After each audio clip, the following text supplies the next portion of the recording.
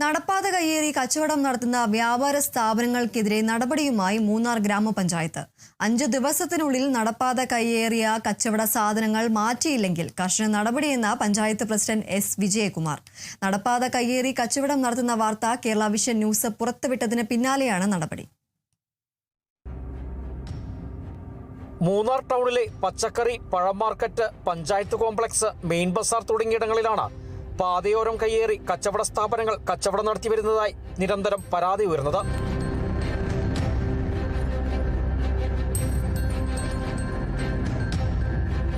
ചന്തയിലെ പഴക്കടകൾ മുതൽ ഗോഡൌൺ വരെയുള്ള 200 മീറ്റർ ഭാഗത്തും മെയിൻ മാർക്കറ്റിനുള്ളിലുമാണ് നിരന്തരം പാതകൾ കയ്യേറി കച്ചവടം നടത്തുന്നത്.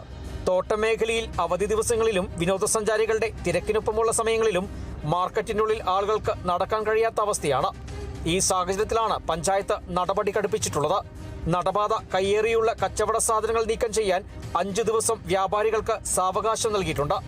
5 ദിവസത്തിന് ശേഷവും നടപാതകൾ കയ്യേറി വ്യാപാരം നടത്തുന്ന സ്ഥാപനങ്ങൾക്കെതിരെ കർശന നടപടിയും ഫൈനും ഈടാക്കുമെന്ന് പഞ്ചായത്ത് പ്രസിഡന്റ് എസ് വിജയകുമാർ വ്യക്തമാക്കി. ഈ നാട്ടിലെ പ്രധാനപ്പെട്ട കച്ചവടക്കാരും ഇവിടുത്തെ നാടിനെ കുറിച്ച് അറിയാവുന്നവരുമുണ്ട്. ആദ്യത്തെ ദിവസമായതുകൊണ്ട് ഇന്ന് നടപടിയിലേക്ക് പോകുന്നില്ല. ഞങ്ങളെല്ലാം നോട്ടീസ് കൊടുത്തു. 5 ദിവസത്തിനുള്ളിൽ അത് നീക്കിയില്ലെങ്കിൽ പഞ്ചായത്തിന്റെ ഉത്തരവാദി അത് നീക്കം ചെയ്യും.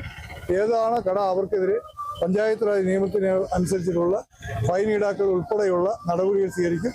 അതിന്റെ പേരിൽ പച്ചക്കറി മാർക്കറ്റിൽ രാവിലെ 10 മണി വരെ ഇത്ര ഇളവ് കൊടുക്കും. കാര്യം അവരുടെ ലോഡ് വരികയും ആ ലോഡ് മാറ്റുന്നവരെ സമയം കൊടുക്കും.